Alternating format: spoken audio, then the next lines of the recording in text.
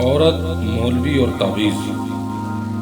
ایک خاتون ایک مولوی صاحب کے پاس گئیں۔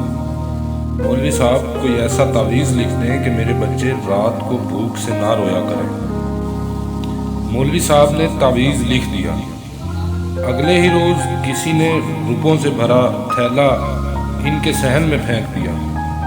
خاتون کے شوہر نے ایک دکان کرائے پر لی، کاروبار میں برکت ہوئی اور دکانیں بڑھتی گئیں اور پیسے کی ریل پیل ہو گئی۔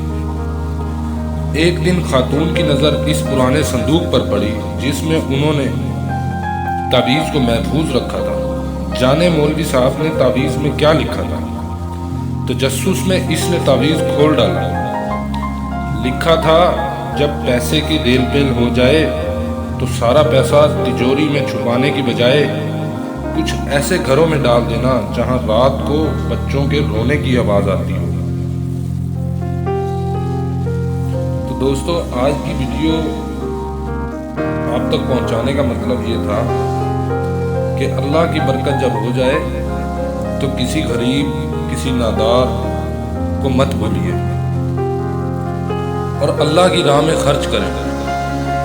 اللہ کی راہ میں خرچ کرنے سے برکت میں اضافہ ہوتا ہے اور اللہ ہمارے رزق میں بھی اضافہ فرماتا ہے۔